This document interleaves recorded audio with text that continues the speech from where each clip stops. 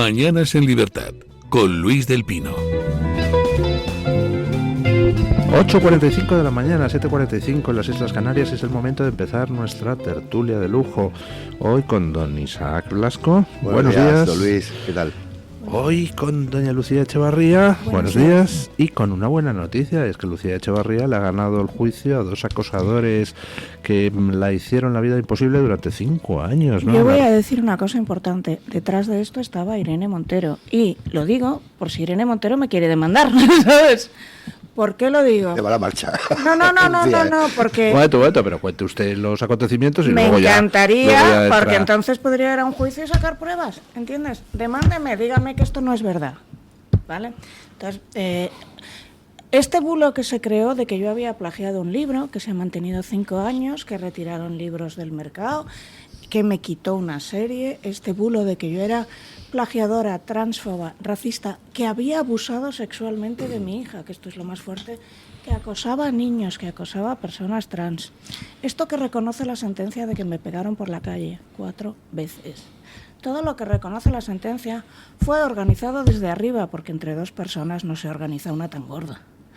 Entonces, quiero recordar que a la persona, o sea, es decir, a una de las que le condenan vive en la casa con otra persona, pero ella asume los hechos y exculpa a su pareja. A su pareja, el Ministerio de Igualdad le empieza a pagar unos monólogos con fondos detraídos del Pacto de Estado de Violencia de Género, unos monólogos que nada tienen que ver con la violencia de género. A su pareja, el Ministerio de Igualdad le paga un premio.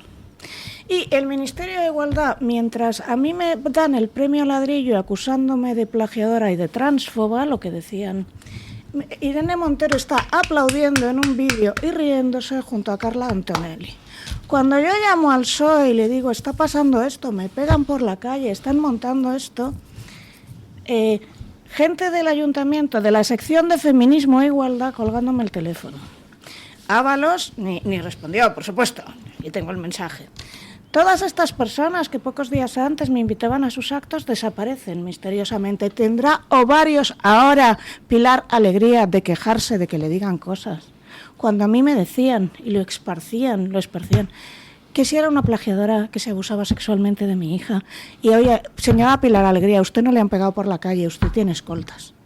Entonces, que gente del Partido Socialista, cuya entonces concejala aplaudía mientras incitaban a tirarme un ladrillo y que no me ayudó en lo más mínimo, se queje, me parece de una hipocresía absoluta. Entonces, puedo contarlo ahora porque la sentencia reconoce que efectivamente me pegaban por la calle, que efectivamente perdí todos mis trabajos, que efectivamente enfermé, que efectivamente hay todos los informes durante 5 años del médico que reconoce que es por estrés, etcétera, etcétera. Entonces, me parece alucinante que Pilar Alegría se queje ahora. ¿Me podía usted? Bueno, usted no, porque a usted, precisamente a usted no la llamé, pero quiero decir, nadie del Partido Socialista me cogió, o sea, les escribía, les llamaba, cogía el teléfono. Irene Montero estaba detrás y pagó a quien lo hizo. Y si me quiere demandar, vamos a juicio, que saco los... porque los pagos que recibió esta persona. Carla Antonelli aplaudía y Carla Antonelli estaba entonces en el PSOE y se le ve riéndose, aplaudiendo y cuchicheando con Irene. Solo hemos podido pillar a 2 personas que han sido los más bajos de la cadena, que eran los que ponían los mensajes en las redes. Para que 2 personas, o sea, los mensajes de 2 personas se puedan amplificar tantísimo, para que La Vanguardia recoja a plana entera la noticia de que yo soy plagiadora y la firme Pedro Ballín, entonces íntimo amigo de Pablo Iglesias, para que lo recoja tanta gente, tú tienes un aparato de Estado detrás. Entonces, repito, detrás de esta operación de acoso estaba Irene Montero y una sección del PSOE encabezada por Carla Antonelli. Si me quieren demandar, encantada, vayamos a juicio, que presentaré pruebas. Y me parece una vergüenza que se dediquen operaciones de Estado a ir a por ciudadanas mindundis, porque yo era una mindundi de tercera, solo porque han osado criticar una ley. Y luego es muy importante, déjame ya acabo esto, porque la sentencia sienta un precedente, porque la sentencia reconoce que una persona puede disentir de la ideología LGTBI, y lo dice. O sea, esto que hasta ahora no se podía, dice, se puede disentir de una ideología creo que la jueza lo ha dejado claro porque parecía que hasta ahora no podía ser. ¿Cuánto tiempo ha estado usted en juicios con esto? 5 años. 5 años. Sí, y no se van a, o sea, no les cae nada, yo quise ir por penal porque o sea, por civil hubiera sido más rápido probablemente, pero hubiera sido derecho al honor, y esto no es derecho al honor. Esto es una campaña organizada de coacciones y, como reconoce la sentencia, era para impedirme la libre expresión y la libre circulación. ¿A qué se condena a los dos condenados? A no acercarse a mí, a no escribir sobre mí, pero da igual, pueden escribir otros, a no volver a acercarse a mí porque me seguían, y esto lo dijo la policía, que me hacían un seguimiento, y a pagarme, no sé si 10.000 euros por daños morales, que se declararán insolventes y no pagarán, ¿sabes? O sea, los 2 mindundis a los que han pillado son 2 mindundis de... Bueno, uno no, espera, por favor, una cosa muy importante. Uno es profesor de la Universidad Pablo de Olavide. Hacía todo esto en directo. Este señor escribió en directo, en un perfil abierto, que yo abusaba sexualmente de mi hija, que me excitaba viendo a mi hija. Yo llamé al rector de la Pablo de Olavide, Francisco Blázquez Oliva, y le dije, por favor, este señor trabaja en su universidad, y lo ha dicho, es decir, se le ve la cara, lo ha dicho, y no hacen más que escribirme gente de su universidad diciendo que en las clases se las pasa hablando de mí. ¿Puede usted frenar esto? No puedo más, estoy enfermando. Francisco Blázquez Oliva, hijo del dirigente histórico del PSOE, Francisco Blázquez Oliva, ¿qué hizo? Pues lo siguiente fue un tuit de ese profesor diciendo, no llames a mi rector, que mi rector me apoya. Lo puedo decir ahora porque por fin tengo la sentencia. Francisco Blázquez Oliva, ha colaborado usted en un acoso y lo ha promovido y ha ascendido a quien lo hizo. Si se llama usted feminista, yo soy Miss Valladolid.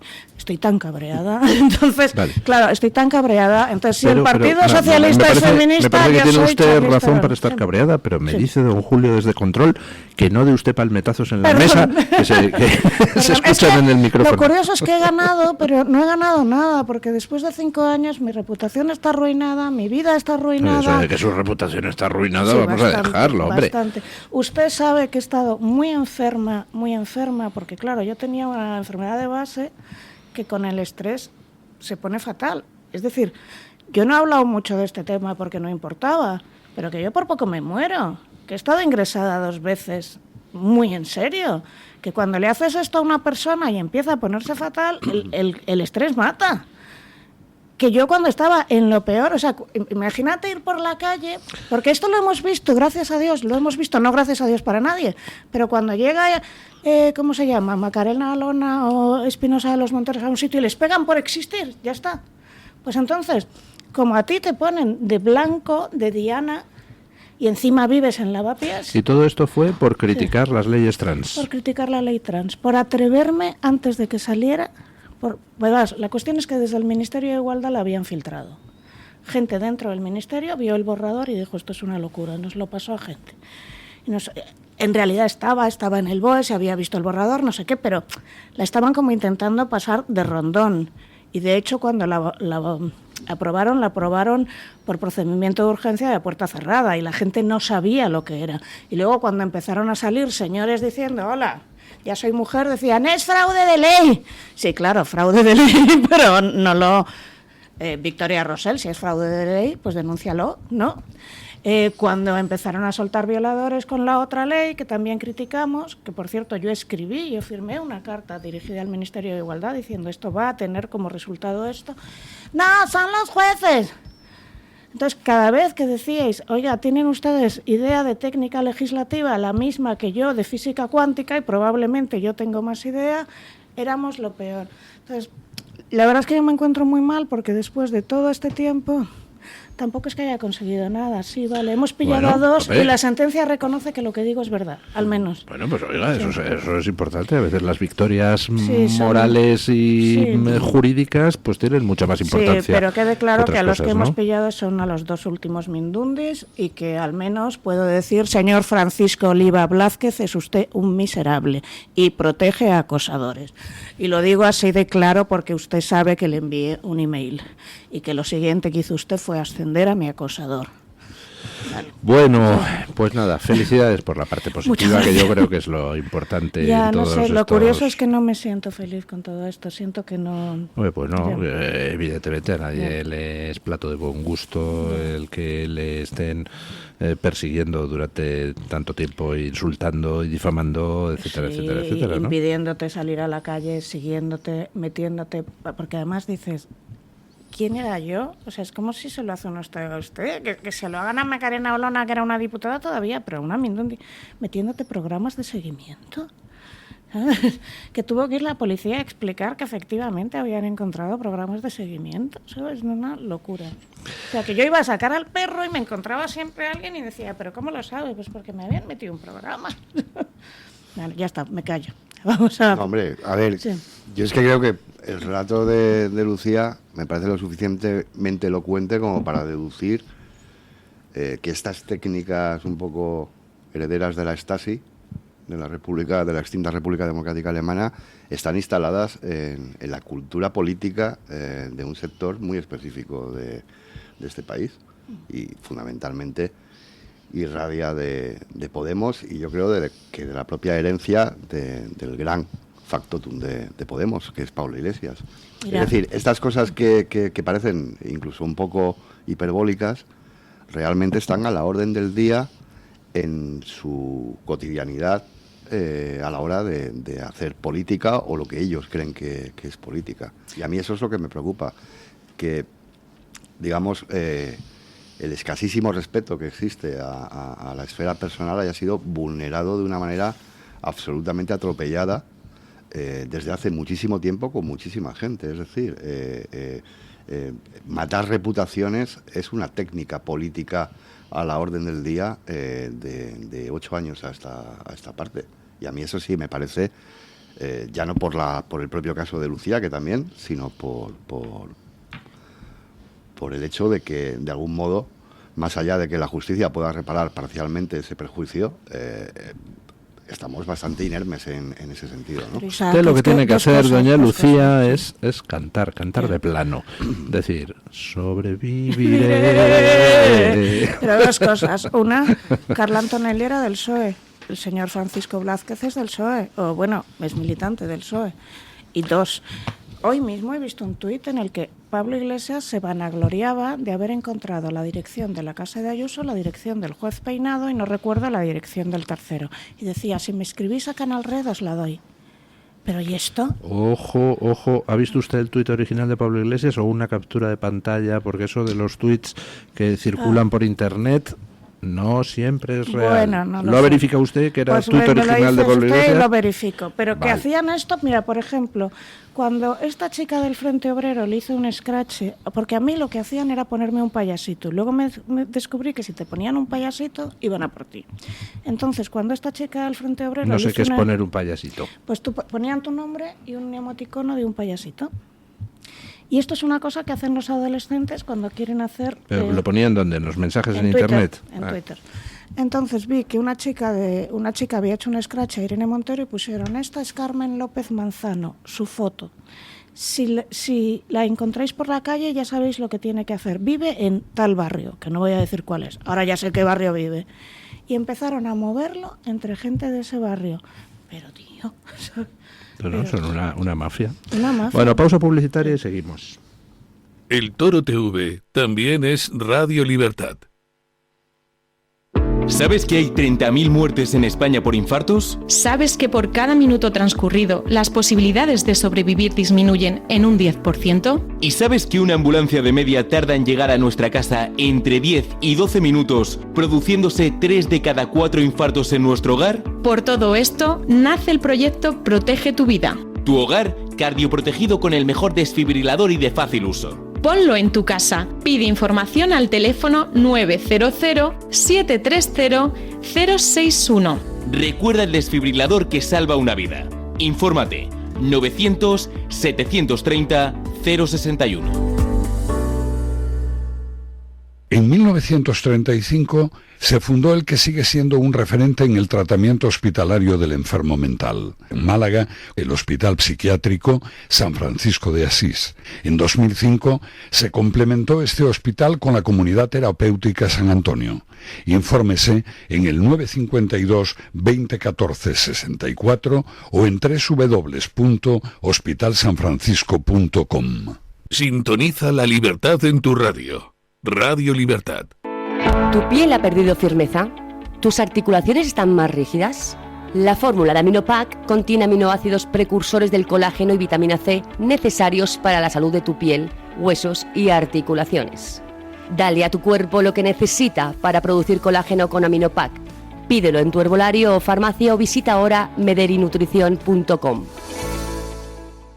Está harto de que le hagan esperar al teléfono, de que no le expliquen las ventajas de la contratación en sus seguros. Ahora puede contar con Incos. Le damos un trato personalizado y le ofrecemos un ahorro en sus seguros. Así que no espere más y llame a Incos al 91 032 69 47.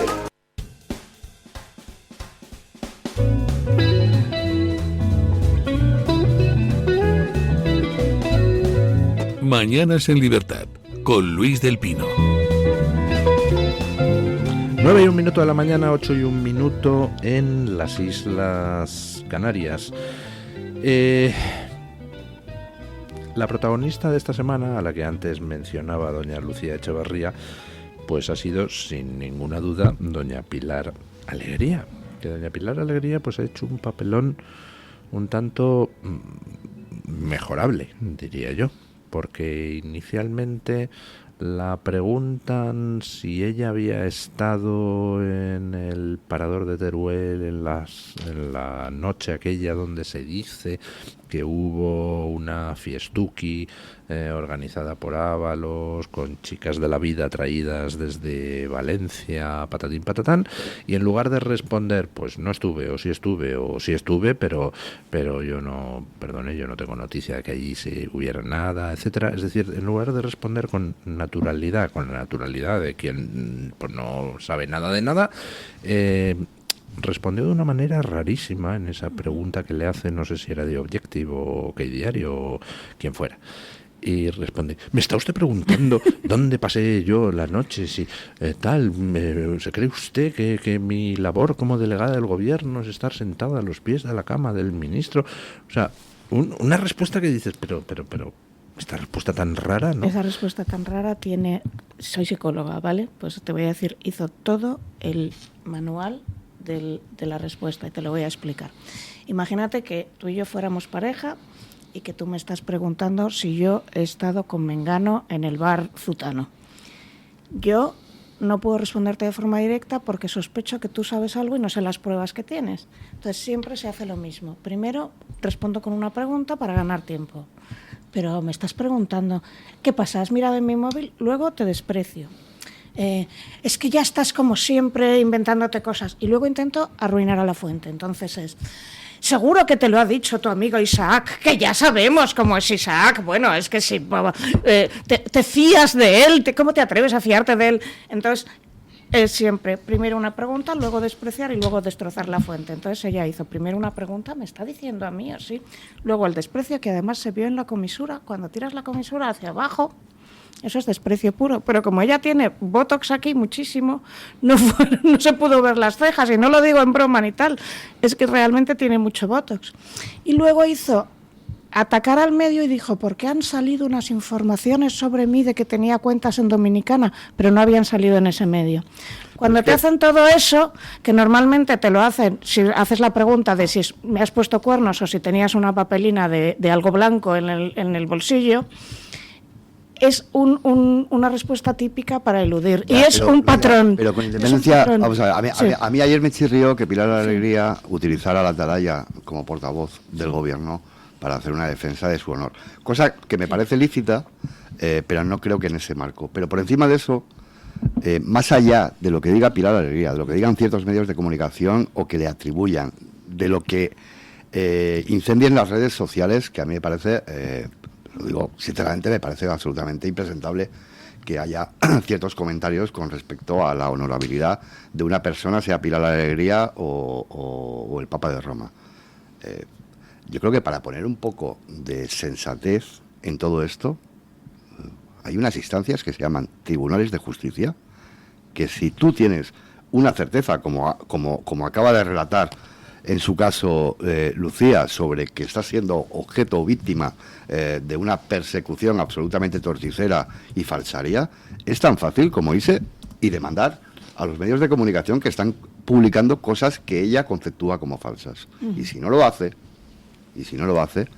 evidentemente la libertad de expresión está consagrada pese a la deriva democrática o antidemocrática que estamos viviendo desde hace mucho tiempo. Sigue consagrada por la Constitución Española de 1978. Yo creo que tiene usted toda la razón. O sea, si doña Pilar Alegría se siente vejada por comentarios en las redes, oiga, pues denuncie usted. Claro. Yo lo que hago, vamos, a mí insultos en las redes, pero vamos, a casco porro desde que me incorporé hace 14 años a Twitter. Bueno, pero eso tiene una fácil solución, que es bloquear. Si usted considera que no es bastante con bloquear a los maleducados, bueno, pues entonces denuncie a quien le dé la gana. Que considere usted que hay algún medio que le ha difamado, pues denuncie. Todo eso, por supuesto, estoy de acuerdo con lo que dice don Isaac. Pero yo el problema que tengo con Pilar Alegría es que la escucho hablar y es que todo lo que dice me suena falso. Pero es que, pero porque hay precedentes. Es que, por ejemplo, con respecto, perdona que te interrumpa, Luis, con respecto a la versión famosa de la noche de Barajas con Delcy Rodríguez, de la gestión, entre muchas comillas, de Ábalos con Delcy Rodríguez, dio hasta 10 versiones diferentes, sí, como ministra portavoz. Es que, claro, ¿cómo te vas a creer a Pilar Alegría si se le ha pillado de manera sistemática, si no mintiendo, como diría ella misma, distorsionando la realidad? Existe jurisprudencia, ¿no? Y luego es que el comodín de la baraja del victimismo que utilizan tanto, primero, es un comodín de la baraja. Y segundo, vuelvo precisamente yo, creo que estoy en derecho moral a decir que no es usted quien, ni es su partido quien, para ponerse ahora a decir que le están insultando. Cuando nos insultaban a las demás y a gente de su partido, porque hicieron campañas contra disidentes de su partido, del PSOE, contra todas las feministas del PSOE que se pusieron en contra y recibieron la mayor avalancha por parte del director de LGTBI del PSOE, que ahora el del balonmano, que gracias a Dios no me acuerdo cómo se llama, de cuyo nombre no quiero acordarme, no me acuerdo, que les saltaba barbaridades brutales a todas, no hacían nada. Entonces no tenga usted ovarios, el doble rasero es marca. Sí, el doble rasero es marca de la casa. El doble rasero y el victimismo. No veían, está el vídeo ese famoso que está corriendo por las redes de Pilar Alegría preguntada en directo en un programa por un tuit donde Óscar Puente se refería a Ayuso diciendo, porque no sé qué, esa persona con derecho a roce con la que está y tal. Y entonces Pilar Alegría se ríe. Bueno, lo importante es hablar de las cosas que hace Ayuso. Es decir, señora, si usted abre la veda de utilizar insultos zafios y machistas contra el enemigo, pues no se queje cuando haya gente que... Pero es que eso se llama efecto boomerang. Es que quien cultiva estas formas políticas al final acaba siendo víctimas de ellas. Es una cosa reiterada en la historia de la política de cualquier país democrático. En fin, yo no sé qué demonios pasará con Pilar Alegría, no sé qué pasará con... Yo solo quiero decir una cosa de lo de Teruel. Vamos a ver, ¿hubiera fiestuki o no hubiera fiestuki? La cuestión es, llama la atención que en teoría había allí, al menos que ella reconozca 3 personas, o sea, Ábalos, Pilar Alegría y... No, que ella reconozca, ella dice que fue con 6 coches, es decir, que tenía gente de su equipo, más luego fue Lambán con otros 7 de su comitiva, es decir, había por lo menos 22 habitaciones reservadas para gente del PSOE o vinculada al PSOE. En pandemia. Ella vive en Zaragoza, de Zaragoza a Teruel son 40 minutos, puedes ir, dar la charla y volverte el mismo día. El parador es una pasada y creo que están todas las habitaciones reservadas para Semana Santa. Ya le han hecho el favor de su vida. El parador es muy bonito. Entonces resulta que es pandemia. Qué maravilla, va a estar solo, nos lo vamos a poder... No sé si hubo una fiestuki con derecho a roce o no. Pero el caso es, tú puedes ir, vives en Zaragoza, puedes ir y volver, 40 minutos ir, 40 minutos volver. Desde Madrid son 2 horas ir, 2 horas volver. Bueno, quizá ahí, si eres una persona mayor, decides quedarte, pero hasta ahí. ¿Por qué 22 personas van además que viven en Zaragoza, la gran mayoría, van y se tienen que quedar. Claro, es que... ¿Qué razón hay para que te tengas que quedar y en pandemia? Claro, más allá... Es que no cuela. No. Si es que más allá de... En todo este episodio, en mi opinión, yo creo que lo relevante es lo que está apuntando Lucía.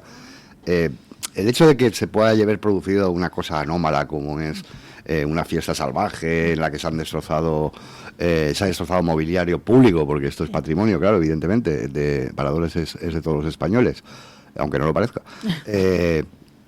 Eso, a ver, puede ser algo completamente excepcional y hay que ver, hay que ajustar hasta qué punto se corresponde con la realidad. Pero que te has hecho una fiesta en pandemia, claro. Pero esa exhibición un poco impune, ¿no? De impunidad, de ejercicio del poder, para una cuestión absolutamente doméstica de una delegada del gobierno en Aragón en ese momento, desplazarse con una comitiva y el hacer un uso de recursos públicos de manera tan obscena, a mí es lo que me parece que es propio del ADN de la actual clase dirigente. Y eso es lo que me preocupa porque lo hemos visto en el pasado. ¿Hubiera Festuqui o no la hubiera? Claro, es que lo hemos visto en el pasado, pero no lo hemos visto ya. con tanta ostentación. Es que para mí está claro que hay algún tipo de fiesta, igual no una orgía, pero 22 personas se han ido en plena pandemia a cenar en los jardines del Parador, que son una preciosidad, con la excusa de no sé qué presentación, está claro. Es la proyección... Sí, que a Boris Johnson cayó por menos que esto. Claro, es la proyección de hacer... Sí. Un uso del poder muy obsceno. Es que hay que recordar, por ejemplo, todos los problemas que hubo en época de pandemia con Armengol, por ejemplo, actual presidenta de las Cortes del Congreso de los Diputados y tercera autoridad de este país. Yo repito que se han ido a cenar a un parador que tiene unos jardines excepcionales, a tomarse unas copas, 22 personas con la excusa de una memez, y que Boris Johnson cayó por menos que esto, que ella ha reconocido que se han ido 22 personas. Si hubo una super fiesta o hubo unas copas, me da igual, que no había ninguna razón para que 22 personas se queden esa noche allí cuando está a 40 minutos de su domicilio, en Zaragoza, que por cierto tiene 3 casas en Zaragoza. Es decir, que se podía haber quedado en cualquiera de las 3. A mí me está contando. Bueno, a quien parece que se le están complicando las cosas un poquito más también es a Barbón, el presidente asturiano. Le acaba de dimitir la consejera Bueno, me alegra que toques ese tema. Mira. De transición ecológica, resiliencia, y, no sé, tiene un nombre larguísimo el título de la consejería que ocupaba esta señora, de nombre Belarmina, y que dimitió ayer diciendo que ya no va a ser ningún obstáculo para la investigación. Muy interesante lo que está pasando porque, como comentaba en las noticias de esta mañana, eso de que dimita a alguien del Partido Socialista es uno de los sucesos más extraños de la humanidad. Eso y la alineación de 7 planetas creo que es de las cosas más esperadas durante milenios. ¿Por qué dimite esta señora? Es decir, está haciendo lo correcto, asumir la responsabilidad política. Yo llevaba la consejería en cuestión. Aquí se ha producido la muerte de 5 mineros por una explosión de grisú en una mina ilegal. Mina que había sido denunciada por la gente de la zona y no se había hecho caso por parte de nadie. Pero, bueno, aunque sea correcto, es sorprendente. ¿Está usando la Barbón de cortafuegos? ¿O esta se quita de en medio porque no está dispuesta a seguir las consignas de Barbón en cuanto a la investigación, que a lo mejor van en el sentido de no querer aclarar nada? No lo sé. Hombre, yo creo que Barbón queda en una situación muy comprometida con esta dimisión, porque al final el parapeto era la consejera, pero esto es tan claro como que el Principado de Asturias, que es la administración competente, no ha sido diligente a la hora de determinar qué uso se estaba haciendo de esa explotación minera, porque como todos sabemos el núcleo de la investigación pasa por determinar si los trabajos que habían sido autorizados habían sido sobrepasados y se estaba produciendo una explotación de facto de la mina, que es lo que parece ser que produjo la tragedia. Y en ese sentido yo creo que aquí a mí me sorprendió la abrupta dimisión de la consejera de Industria asturiana, pero creo que por mucho que ella se haya podido desmarcar, evidentemente la responsabilidad acabará alcanzando si si judicialmente hay sustento para ello, al presidente del Principado, que creo que queda muy tocado. Bueno, ¿le ha sorprendido a usted, doña Lucía, que Izquierda Unida en Asturias diga que va a votar en contra de la creación de una comisión de investigación en el Parlamento asturiano para investigar el accidente? O sea, que no me parece... No, es el mundo al revés, ¿eh? Sí, a mí nada humano me sorprende. Yo pero es lo más simbólico de la degeneración de la izquierda. Esa película que se llamaba The China Crisis, no sé, el síndrome de China.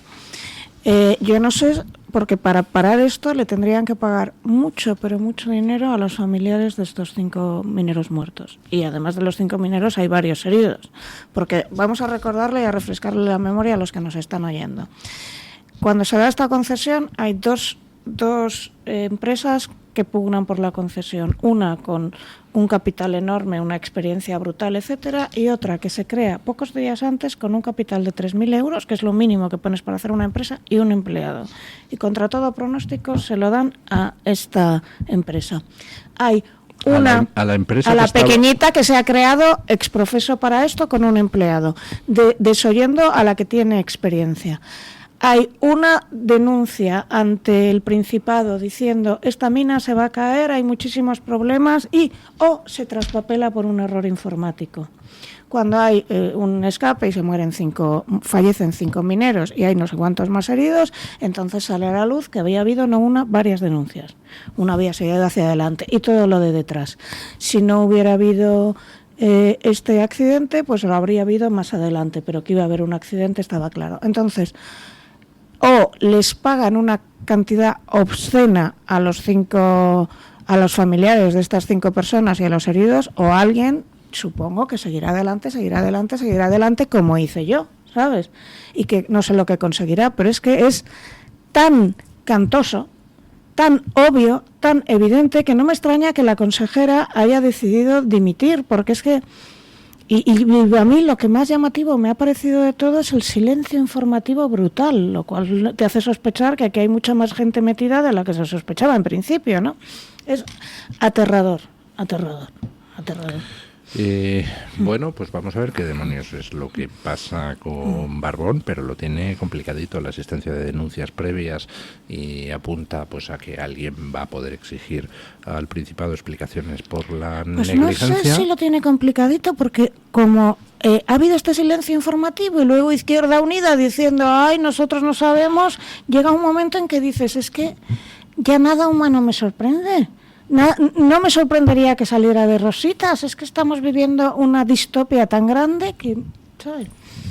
Yo, si alguno de los familiares, yo espero que alguno de los familiares de esos 5 mineros resista y siga hacia adelante y contra viento y marea defienda la memoria de sus familiares que fallecieron por una cadena de corrupción salvaje. Sigamos hablando de tragedias y de su tratamiento judicial, porque no sé si coincidirá usted conmigo, don Isaac, pero se ha producido en los últimos 15 días un cambio de tono en todo lo referido a la Dana muy llamativo y que indica que Mazón, con retraso, ha entendido que le estaban dejando caer desde su propio partido y ha decidido pasar al contraataque y bueno, pues parece que está teniendo éxito en su intento de poner el foco sobre los verdaderos responsables de la tragedia de la Dana, que bueno, la Generalidad Valenciana tiene su propia responsabilidad, pero es mínima comparada con la responsabilidad del gobierno de la nación, concretada a través de la Confederación Hidrográfica del Júcar, la EMET, la delegación del gobierno y el Ministerio de Transición Ecológica que dirigía Teresa Rivera, ¿no? ¿Tiene usted la sensación de que efectivamente Mazón ha pasado al contraataque? No, yo creo que ha mejorado, están sacando rédito en el sentido político y sobre todo en términos de imagen pública del desarrollo de las pesquisas judiciales, que creo que están siendo muy reveladoras y muy esclarecedoras. El testimonio de Pilar Benavent, de la delegada del Gobierno, y supuesto mirlo blanco del Partido Socialista Valenciano, según Sánchez, a mí me parece que ha sido letal, es decir, ha sido muy determinante para repartir esas responsabilidades y sobre todo para desarmar un relato que se había construido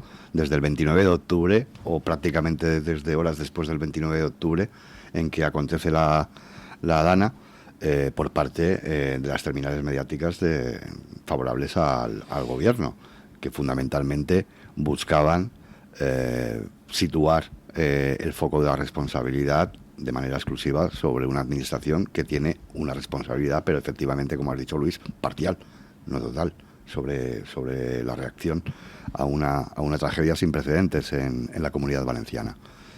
Y en ese sentido yo creo que la Generalitat Valenciana, y particularmente su presidente, están sacando rédito en el sentido, digamos, público de un testimonio, el de Pilar Bernabé, que fundamentalmente lo que revela es, uno, que ni Carlos Mazón estuvo aislado ni ausente de los hechos, como se ha venido sosteniendo por parte fundamentalmente de Diana Morán, la gran rival en el partido precisamente de Pilar Bernabé, y en segundo lugar que la responsabilidad en la reacción evidentemente no era exclusiva de la Administración Autonómica Valenciana, sino que lo era del conjunto del Estado. Luego hay una derivada que además hoy creo que significa el diario ABC, y es que Teresa Rivera en Bruselas no está teniendo el mejor momento reputacional a cuenta de todo lo que está aflorando con relación a la responsabilidad o a la supuesta responsabilidad de la Administración General del Estado y particularmente del ministerio que dirigía en ese momento en todo esto. Bueno, pues vamos a ver, pero efectivamente el testimonio de la delegada del gobierno, Pilar Bernabé, en Valencia ha sido demoledor, porque reconoció que hubo apagón informativo por parte de la Confederación Hidrográfica del Júcar, que dependía del ministerio, es decir, de Madrid, no de Valencia, y eso tira por tierra pues bastante del relato que pretendía poner el foco sobre Mazón. También confirmó que Mazón no era miembro del CECOPI, es decir, nadie le estaba esperando en el CECOPI para mandar ninguna alerta. Y luego, por otro lado, encima le ha estallado a Pilar Bernabé el tema de su currículum. Resulta que decía que tenía 2 licenciaturas y ayer tuvo el Partido Socialista que borrar a toda prisa el currículum de Pilar Bernabé de la web para sustituirlo por otro donde dice, bueno, que cursó estudios ¿no? Pero es que además dice, cursó estudios de 2 carreras, es que esas 2 carreras van juntas, es decir, no es que te matriculases en comunicación, era comunicación audiovisual y periodismo, creo, ¿no? Algo así. Es que tú puedes entrar en la facultad y coger unas cuantas de comunicación audiovisual y otras de periodismo, es decir, entró en la facultad, cogió 6 asignaturas y ya está, y nunca se presentó, porque este es el clásico de el que entra en un partido a los 16 años, que son todos estos, el que entra en un partido con la idea de voy a vivir de la política toda mi vida, y en cuanto ha entrado dice, bueno, pues ya, a otros les regalan la carrera y unos ni siquiera se presentan. Pero más allá de eso, yo quiero recordar que construyeron este relato mientras que se les olvidaba decir que cuando ya había muertos, esa misma mañana aprovecharon para ir al Parlamento, al Congreso de los Diputados, y sacar un decreto ley en el que blindaban la televisión española y metían unos consejeros a dedos a 100.000 euros al año cada uno, precisamente para preparar el relato.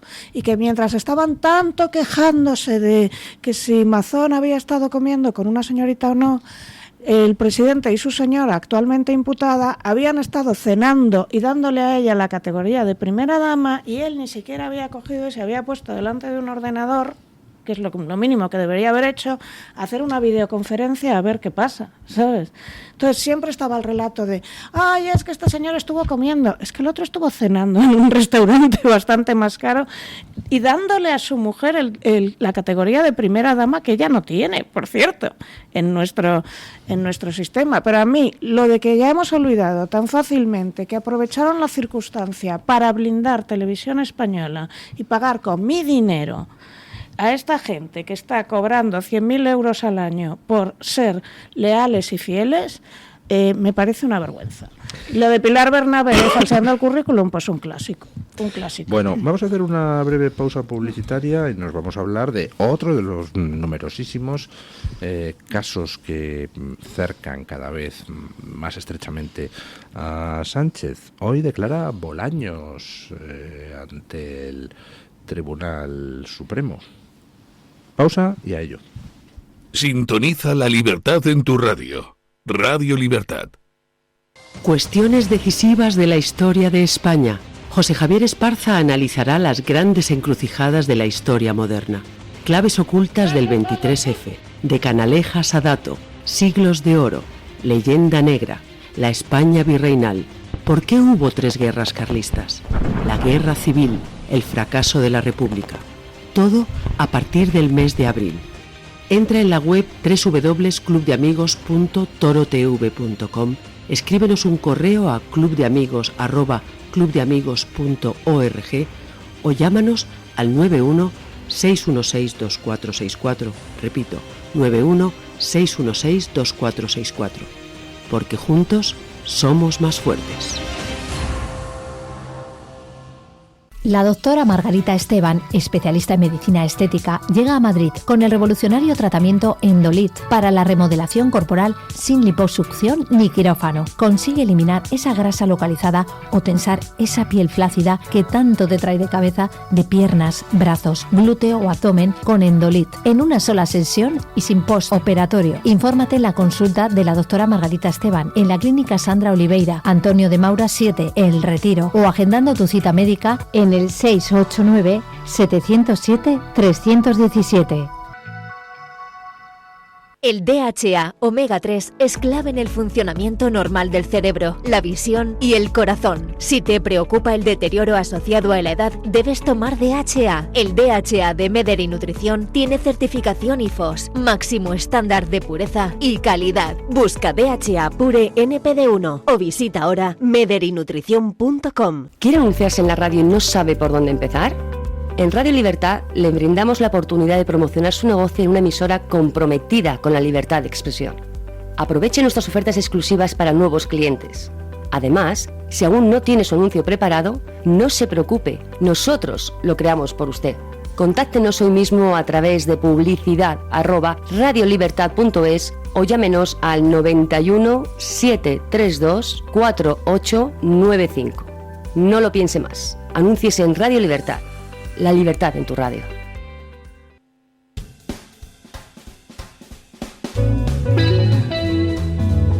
Mañanas en Libertad, con Luis del Pino.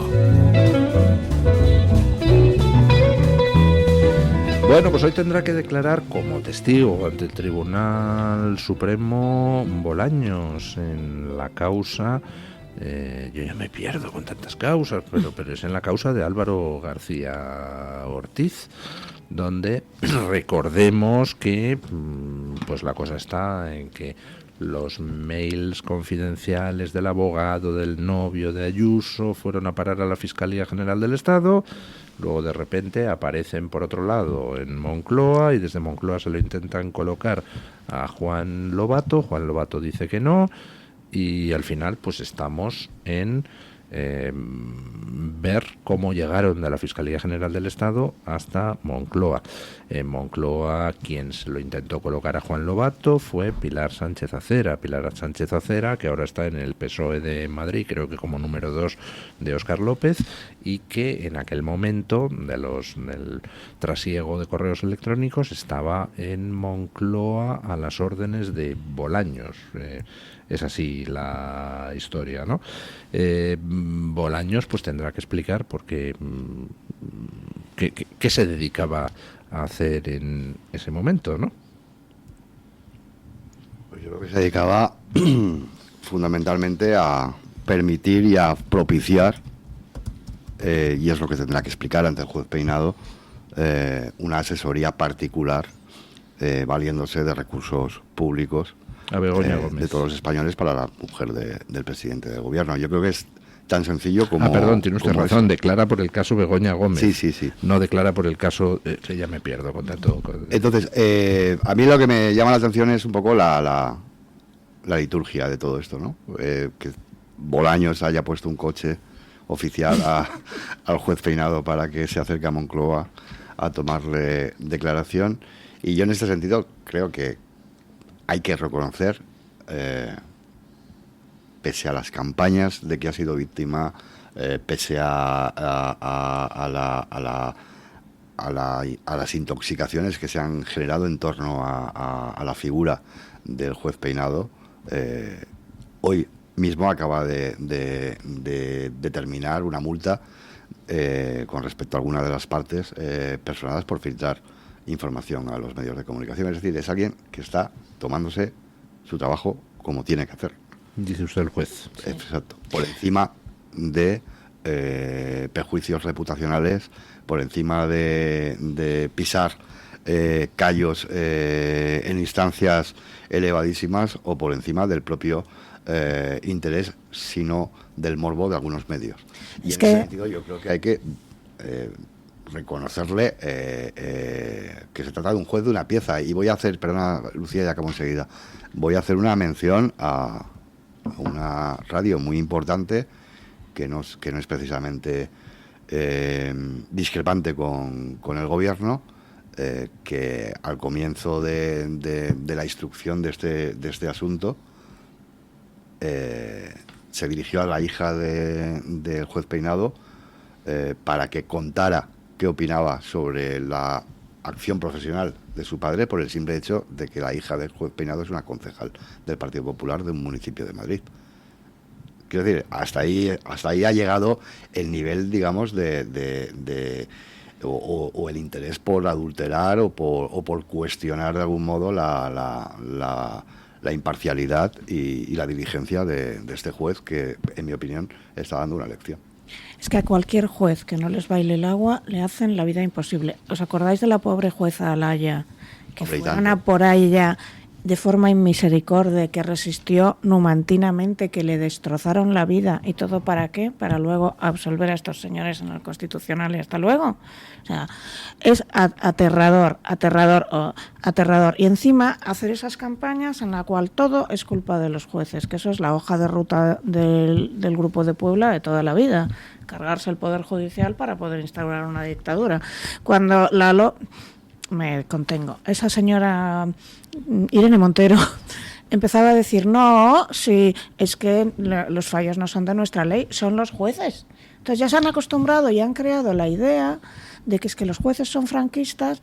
Los jueces son franquistas, cuando además para que un juez fuera franquista tendría que tener 90 años. Ya, es absurdo, ¿no? Los jueces vienen de familias franquistas porque se han podido permitir una oposición. Yo conozco a un montón de jueces y, oiga, para hacer una oposición no es necesario dejar de trabajar. Mucha gente puede estudiar 2 o 3 horas al día. Cuando además te lo dice gente que viene de las mejores familias de Madrid, que no han trabajado en todos los días de su vida. Y donde los jueces, que son familia de jueces, pues son una minoría. Son una minoría. Pero que te lo diga, la una que es nieta, Urtasun, nieto de falangista, Mónica García, si tiene una casa en Camorritos es que tiene alguien muy cercano al gobierno de Franco, porque se concedían por concesión. O sea, vamos una por una. La sobrina de Méndez de Vigo en Sumar y así todos. Es una intoxicación de venderte relatos continuamente sin parar. Y el último es, los jueces son franquistas, los jueces son malos por definición, la profesión de juez es el mal, excepto si son amigos nuestros. Que entonces, Marlaska es bueno, ¿sabes? Es aterrador. Y entonces lo que están haciendo con Peinado es la reedición de lo que hicieron con la jueza Alaya, o de lo que hacen o lo que hicieron con Marchena, o lo que hacen con cualquiera que no les baile el agua y que sea independiente. Y acosos, que ríete del que he vivido yo, ¿sabes? Ríete del que he vivido yo, porque la dirección del Juan Peinado sí que la movieron, eso sí que es cierto. Y quién era su hija, y dónde vivía, y que si tenía 2 DNIs, y el bulo de que si tenía 2 DNIs, que luego se quejan ellos del bulo cuando lo movieron desde el gobierno. Bueno, ¿qué les parece a ustedes lo que está pasando? Y pasamos al otro lado del charco con el tema arancelario. Ayer iba el ministro Cuerpo a Estados Unidos a entrevistarse con el secretario de Comercio, no, el secretario del Tesoro americano, el secretario del Tesoro pues hizo unas declaraciones así un poco como despectivas cuando le preguntaron los periodistas. Dice, no, la reunión que voy a mantener con este no es una negociación. Dice, negociación es lo que estamos haciendo con Japón. Entonces, bueno, Cuerpo salió de la reunión con el secretario del Tesoro diciendo que bueno, que ve en la administración americana un deseo de llegar a un acuerdo razonable con Europa. Este secretario del Tesoro es el que dijo antes de que Sánchez fuera a China que lo de acercarse a China sería como cortarse el cuello por parte de España. No sé, tengo la sensación de que Sánchez nos está poniendo en el foco y que al final nos va a caer alguna bofetada por parte del gobierno americano de alguna manera. No sé si tienen ustedes la misma sensación. Yo creo que más que Sánchez, quien de algún modo nos metió en un lío importante en cuanto a las relaciones bilaterales con Estados Unidos cuando decidió no levantarse al paso de la bandera de Estados Unidos en un desfile de las Fuerzas Armadas, si recordáis, en Zapatero, sí señor. Rodríguez Zapatero. Yo creo que este gobierno y particularmente su presidente deben de pensar, y lo digo como suposición, que estas cosas, que esto de hacer 3 viajes oficiales a China en 2 años en medio de una tormenta comercial absoluta, esto de tratar de erigirse en correa de transmisión o portavoz de la Unión Europea sin que la Unión Europea haya dicho ni Pamplona y no haya bendecido en absoluto este viaje oficial y este acercamiento indisimulado de España a los intereses económicos de una potencia que, hay que recordar, no respeta los derechos humanos, sale gratis. Y yo tengo constancia, porque lo hemos publicado en Vox Populi, de que en Estados Unidos desde hace muchos meses, pero muchísimos meses antes de incluso la toma de posesión de Trump, una vez había ganado las elecciones, cuando estaba como presidente electo, se ha monitorizado todo lo que se ha venido haciendo desde España respecto a los preparativos de este viaje, a la intención de Zapatero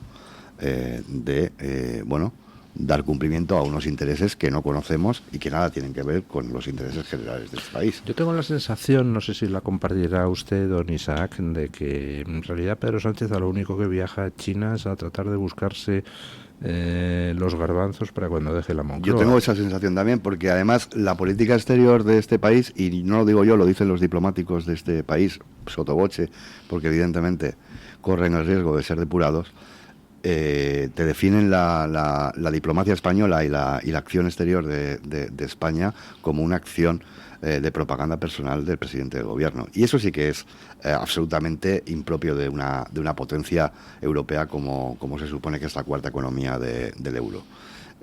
Eso sí que choca de plano con las propias prácticas diplomáticas de la Unión Europea y de su conjunto. De manera que, como español, yo creo que tenemos la obligación, lo digo sinceramente, de tratar de rebatir ese discurso o ese mensaje que trató de colocar Moncloa con los medios afines que fueron de comparsa en el viaje oficial, de que esto era una misión diplomática de Sánchez delegada por la Unión Europea. Es completamente falso. La Unión Europea está muy incómoda con lo que ha ocurrido, muy incómoda, porque además se produce en un contexto que nadie podía prever cuando se estaba preparando el viaje, que hubiera fundamentalmente invitado a posponerlo por lo menos. Sí. Con respecto a lo de la Unión Europea, hoy viene un artículo interesante en politico.eu, que es este periódico online de carácter político, el más leído en Bruselas por toda nuestra casta política europea, sí. Y que es un medio online pues claramente progre, o sea, no eso es lo que iba a decir, es lo país de von der Leyen. Lo país de von der Leyen. Entonces no es precisamente un medio profachosférico. Sí. Y trae un artículo interesante donde dice los planes de Meloni para tratar de convencer a Trump con lo de las con lo de los aranceles.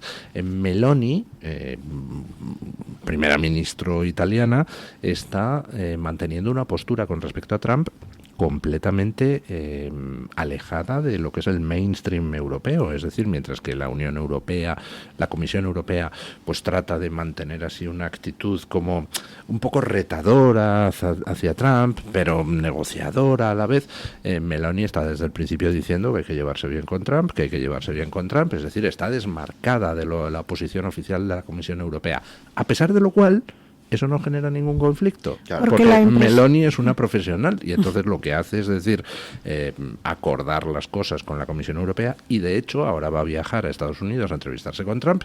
¿Y qué hace la Comisión Europea?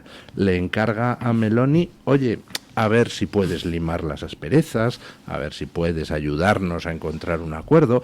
Es decir, cuando la gente se comporta en el terreno internacional de manera profesional, uno puede tener posturas completamente divergentes con las de otro país de la Comisión Europea y no pasa nada siempre y cuando sean serias. Ahora lo de irse de repente a China, dices, pero este tío está pirado. O sea, Bueno, a mí me parece que aquí todo el mundo juega a polibueno, polimalo. Es decir, von der Leyen juega a polimalo, pero Meloni juega a polibueno. Sánchez juega a polimalo, Carlos Cuerpo va a apagar el fuego a jugar a polibueno.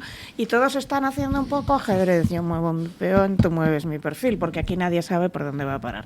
A mí, después de que me has metido aranceles indirectos, porque has metido al campo español aranceles indirectos salvajes que le han hecho imposible competir con Marruecos, es decir, tú no puedes meter unas regulaciones imposibles de cumplir y luego dejar entrar a los tomates marroquíes sin aranceles, que me vengan ahora escandalizándose porque les meta aranceles otros, me parece de una hipocresía aterradora. Voy a meter un salseo como inciso. El salseo como inciso es que siempre se ha dicho en Italia que Meloni había tenido un asunto carnal con Musk y que por eso tiene eso es un salseo hemos hecho corazón aquí, pero no se haga usted eco de bulos de ese bueno, estilo. Oye, que pues si fuera un bulo que es el señor Musk que está soltero, ella también, son atractivos, podría ser, pero en cualquier caso, ¿en serio usted piensa que el señor Elon Musk es atractivo? Para su edad, sí. Vale. Hombre, yo tengo una edad y no estoy como para ponerme estupenda, pero a mí me viene este señor en un Tesla a invitarme a cenar y yo le digo que sí, claro que sí. Hombre. Bueno, yo, si me permitís. Sí, claro. No iba a pasar ahí, pero vamos. Quiero decir, ¿a usted le parece atractiva Meloni? Sí. Sí, Meloni es una mujer guapa y a ver, Musk. Bueno, vale. Da igual, en cualquier caso, todo esto es una especie de juego de alfil peón rey en el que está jugando todo el mundo, me parece lógico, sí. Déjame, Lucía, si me permites, dar un dato que publicamos hoy en mi periódico, Luis, si me permites. Diga usted cuál es el periódico, un poco de Voz Populi. Muy bien, así me gusta. Titula mi compañera Beatriz Figuero, excelente periodista. La dependencia de China vende a España un 60% más que Estados Unidos y asciende a primer proveedor. En enero, solo en el mes de enero, es decir, hace 4 días, China ha desbancado como socio comercial a Alemania. Como socio comercial de España a Alemania, hasta el punto de que la exportación de productos chinos se estableció en un valor de 4.070 millones de euros, y eso va de manera ascendente y viene ascendiendo desde que Pedro Sánchez es presidente del gobierno y Zapatero su asesor áulico en la sombra. Eso no es casual, es decir, eso no es circunstancial, eso no es coyuntural, eso no tiene que ver con ese juego de ajedrez a que aludía Lucía en un momento de absoluto caos global provocado por las políticas arancelarias de la Casa Blanca. Eso tiene que ver con una convicción que liga fundamentalmente con la ideología y con el interés de Rodríguez Zapatero, del expresidente del gobierno, que es presidente del Consejo Asesor del principal lobby chino en Madrid o en España, el Gate Center, de arrimar o de propiciar poner España a los pies de China y de que España sea una cabeza de puente europea para consolidar de que seamos la puerta de entrada, los intereses chinos en Europa. En Europa, en África Occidental, a través de Canarias y en Iberoamérica. Bueno, hay algo que se comentaba mucho, que es que León lo están comprando a los chinos. ¿Sabes que había pueblos? Tú vete a Canarias. Que había pueblos abandonados en León que se los ha comprado entero. En noviembre, el presidente de China tuvo una visita privada en Canarias. Vosotros, no sé dónde iba, a un G7 o a un G20 o en Iberoamérica. Y de paso hizo escala, de vuelta, de regreso a China, hizo escala en Canarias y pasó 3 días. Porque China tiene enorme interés en convertir Canarias en una plataforma logística para consolidar sus intereses pesqueros, portuarios y logísticos en el África Occidental. Es que esto no quiere decir que Canarias vaya a ser una provincia china, pero quiere decir que se le están facilitando las cosas de una manera absolutamente indisimulada para que China tenga una preeminencia económica en España que no tiene ninguna otra potencia. ¿Y por qué les interesaría León? ¿Como almacén o como...? Yo creo que les interesa todo, ¿no? ¿Será que había algo en venta en León? No. Claro, es un país de 1.300 millones de habitantes, les interesa absolutamente todo. No, en principio León está despoblado y se están llevando pueblos. Lo primero que se me viene a la cabeza es como almacén o como resorts turísticos, porque León es muy bonito, pero lo que sé es que los iban comprando. O a lo mejor tienen información sobre las riquezas minerales de León que nosotros desconocemos. Podría ser. Bueno, vamos a ver qué demonios es. Luego, ¿puedo hacer una puntualización sobre Carlos Cuerpo? Sí.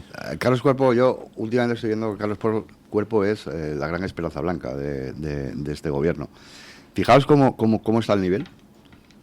Y además yo tengo un gran concepto de Carlos Cuerpo en su formación y en su... Que no se inventa los títulos, quieres decir. Y en sus formas. Y la mayor prueba es el enfrentamiento que tuvo a cara de perro y que aparentemente perdió con Yolanda Díaz. Es decir, es un técnico y es alguien que sabe lo que está abordando, y además yo tengo referencias en cuanto a su capacidad de diálogo real, no esa impostura de Yolanda Díaz de yo soy muy dialogante pero se hace lo que yo quiero. No. Este sí dialoga. Pero cómo estará al nivel que simplemente por encontrarnos a un político educado, un político de formas muy aceptables y con conocimiento de la cartera que lleva, estamos todos extasiados. Yo es que he visto como 5 o 6 artículos de opinión en los últimos días elogiando la figura de Cuerpo. Sí, elogiando que sea capaz de mantener una conversación. Si ponemos eso en relación con los 9 millones de publicidad institucional que va a tramitar de urgencia el partido. Pero incluso de medios de comunicación que no son precisamente afines al gobierno y a quien da los 9 millones de euros, a quien considera, de manera discrecional. Bueno, la verdad es que en el país de los ciegos el tuerto rey, ¿no? Eso da cuenta un poco de... Hombre, cuando te das cuenta de que tienes a una ministra de Trabajo, como tú bien dices, que cuando yo un día me empecé a buscar en el BOE si alguna vez había llevado un caso, o sea, se había tenido que ir a un tribunal a defender un caso de laboral. Ninguno. Su papá le había puesto un despacho en lo mejor de La Coruña y había llevado los temas de las mariscadoras gallegas, pero no había sido una abogada laboralista stricto sensu, digamos. La otra que se inventa los 2 títulos por la cara. La tercera que nunca había trabajado. No, y esto enlaza con el principio de la tertulia, cuando tú hablabas de la incapacidad o de la incompetencia legislativa del Ministerio de Igualdad cuando lo dirigía quien lo dirigía. Ya no es la incompetencia legislativa, es la malversación. Los fondos del Pacto de Estado para la Violencia de Género se han ido a cosas como monólogos, una orgía, los famosos Kiki Encuentros rurales, que yo me puse a buscar, se llamaban Kiki Encuentros rurales. Entonces yo llamé a los Kiki Encuentros y era una cosa a puerta cerrada, no sé qué, que finalmente el Kiki Encuentro rural era una orgía rural. Batucadas, talleres de emputizar tu ropa, o sea... el informe sobre los no binarios, o sea, era malversación, además de una no técnica legislativa. El dinero de todos los españoles gastado en crear una inmensa red clientelar y 2 leyes que nos han destrozado la vida, que han soltado a agresores sexuales o les han reducido la condena y que han creado una ley, la ley trans, que choca directamente con la ley de violencia de género que presuntamente iban a defender. Eso ha sido el resultado. ¿Sabes? Pues bueno, cuando te encuentras a un señor que, como tú dices, tiene formación, es capaz de hablar inglés bien y es capaz de llegar a una cumbre de alto nivel y defenderla, pues todos nos extasiamos, pero es que es lo mínimo que deberías pedirle a un ministro, simplemente, como tú bien dices. Lo mínimo. Lo mínimo. Bueno... Una última cosa, una curiosidad que tengo. Don Isaac, ¿de qué equipo es usted? Del Real Madrid, por supuesto. Vale, tiene una previsión. Y del Hércules de Alicante también. Ah, bueno, buena elección. ¿Tiene usted alguna previsión para hoy? Sí. Vamos a remontar. No solo vamos a remontar, sino que lo vamos a hacer en el minuto... Nos van a meter un gol. Y vamos a igualar la eliminatoria en el minuto 92, 96. Para mantener la emoción. Y vamos a llegar a los penaltis y va a fallar Rice. ¿Quién es Rice? El que nos metió 2 chicharros como 2 soles en la ida del Arsenal. Bueno.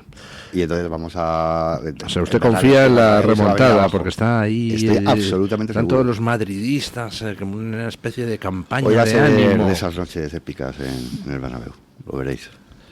Bueno, yo apostaría a que doña Lucía no le gusta el fútbol. A mí me lo preguntas, futbolero eres tú. No tiene usted equipo. Pero no. No le gusta ningún deporte. No, cuando he ido a ver fútbol, que he ido a ver al Atleti, en campo me gusta. En campo puedo seguirlo, no tengo ningún problema. En tele enseguida me... ¿Pero es usted del Atleti, entonces? Hombre, porque yo por esto de la simpatía por el débil, ¿no? Bueno, pobrecitos, sí. Pero si fuera de algo sería del Atleti de Bilbao por herencia, pero no, es que me da completamente igual, no. Fíjate, seguía más la gimnasia rítmica o la gimnasia, este tipo de cosas que son más bonitas de ver, sinceramente, pero no, en general no.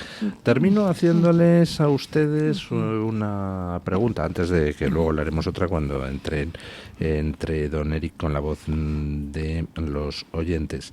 Una de las noticias que hemos dado hoy es cómo declaraba ayer Vidal Cuadras ante la Audiencia Nacional después de que se ha levantado el secreto del sumario sobre el intento de asesinato de Vidal Cuadras.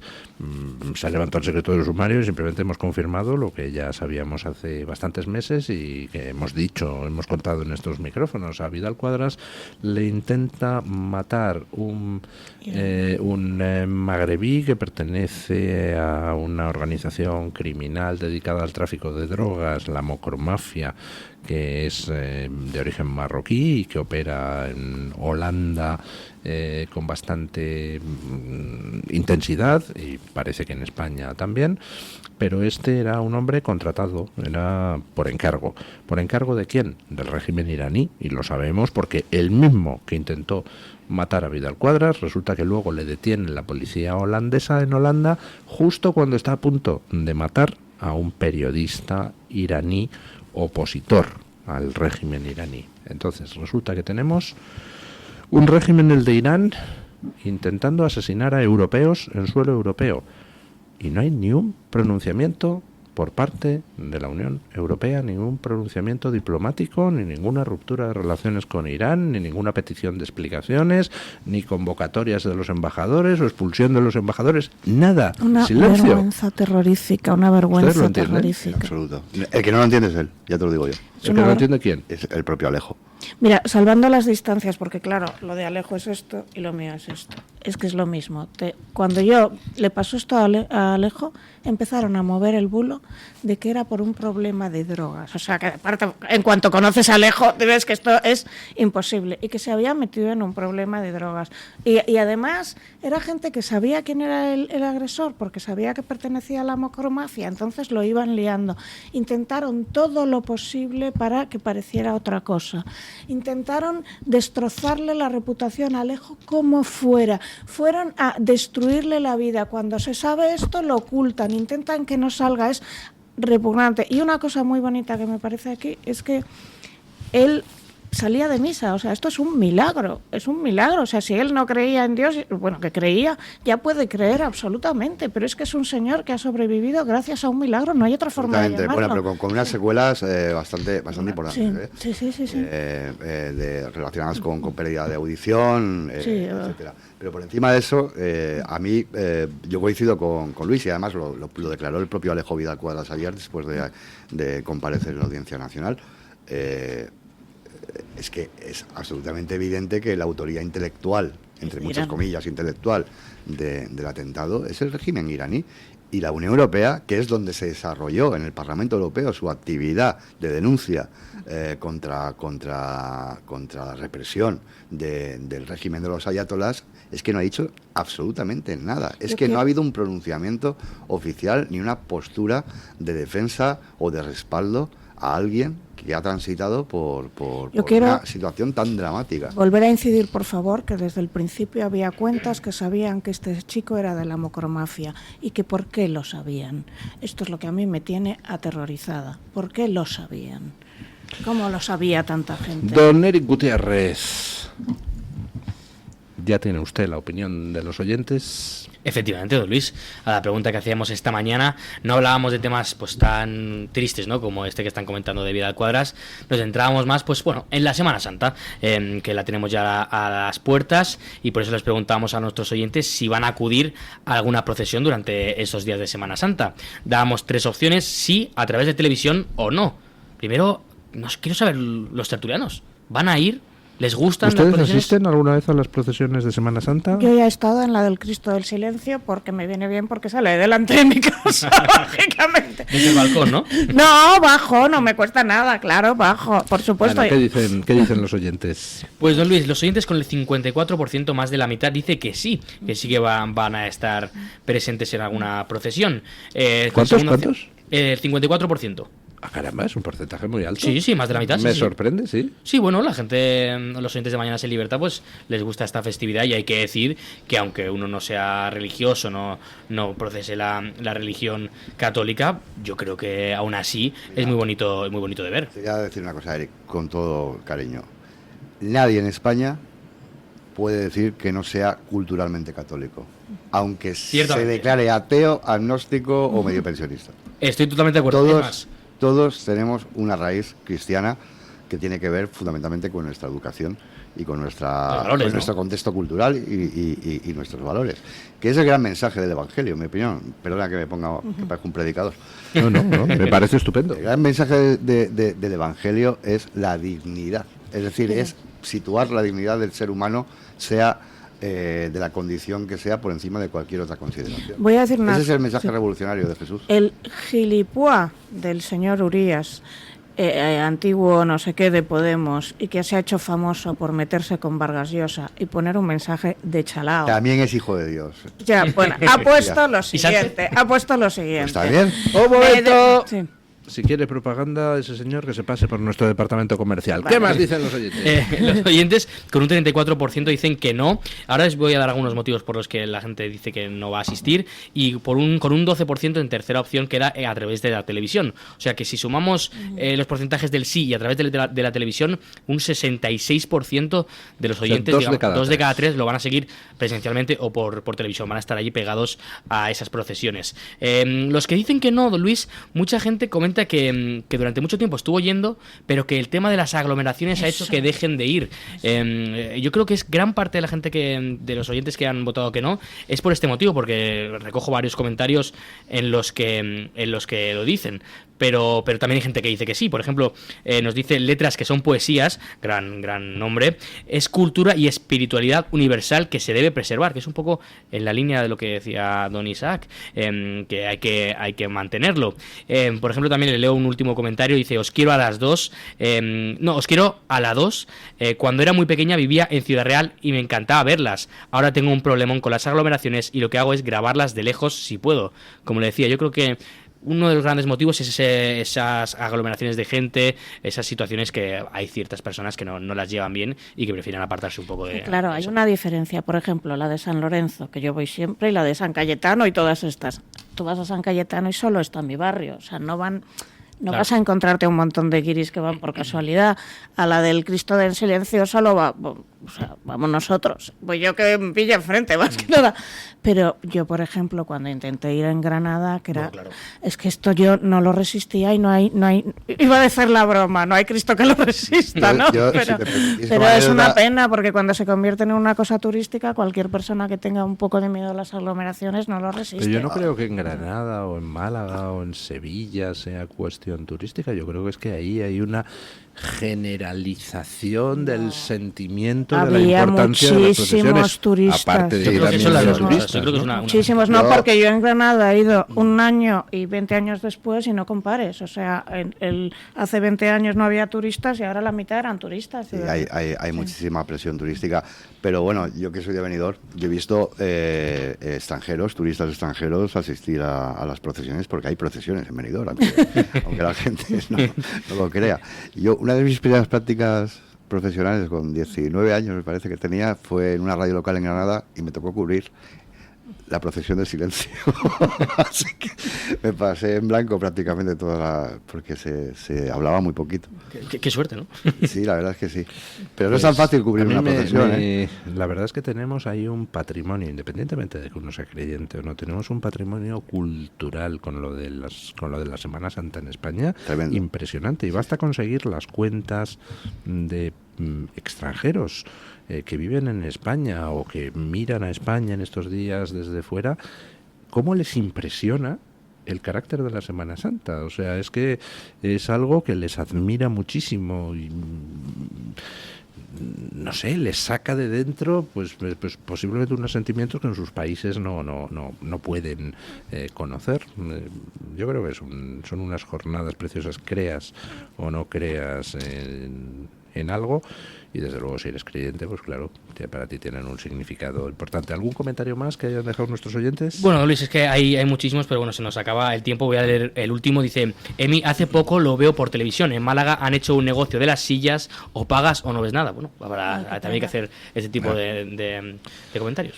Bueno, muchísimas gracias, don Eric. Gracias, doña Lucía. Felicidades por esa victoria judicial. Muchísimas gracias, don Isaac. Muchas Siempre gracias. Un placer tenerle igualmente aquí en la tertulia. Le seguimos en Voz Populi. Y ponemos punto final a la tertulia con don Paco Linares, que nos quiere contar pues precisamente cómo empezaron las procesiones de Semana Santa. Buenos días, don Paco. Los primeros en conmemorar la Semana Santa fueron los judíos, posteriormente los romanos, según registros del siglo IV. Buenos días, don Luis del Pino. Gracias. En el año 325, lógicamente después de Cristo, se celebró un hito especial en la historia del cristianismo. En ese año se celebró el Concilio de Nicea. El Papa en aquel entonces era Silvestre. Nicea era una provincia romana y hay que tener en cuenta que hasta hacía muy poquísimo, los cristianos eran perseguidos a muerte. Fue el primer concilio ecuménico de la Iglesia cristiana, por supuesto. Este año hace justo 1700 años que se celebró este importantísimo evento de la Iglesia. El mencionado concilio de Nicea estableció la fecha oficial para la Pascua cristiana. Esta decisión unificó la celebración de la pasión, muerte y resurrección de Cristo en todo el mundo cristiano, sentando las bases para las futuras expresiones litúrgicas y populares, como las que más tarde surgirían en España durante la Edad Media. La Semana Santa en España comenzó a tomar forma con procesiones y actos litúrgicos organizados por cofradías religiosas. Estas surgieron como agrupaciones de laicos con fines devocionales, caritativos y penitenciales, y fueron clave en la difusión del culto a la pasión de Cristo. Repito, laicos, es decir, populares, pero siguiendo los credos católicos.